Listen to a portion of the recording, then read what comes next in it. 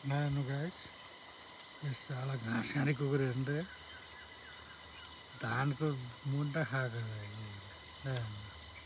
कुकुरले नि घाँस खान थालेछ अब कलि व्याक्त भएको होइन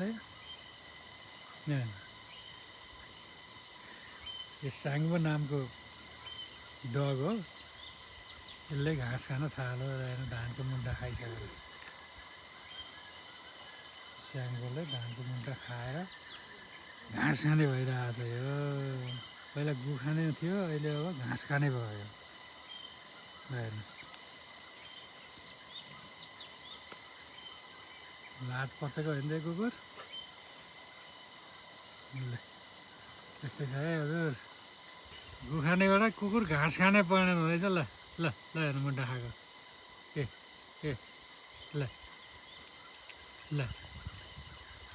देख्नुभयो त कलियुग व्याप्त भनेको यही हो ल यस्तै छ कुराकानी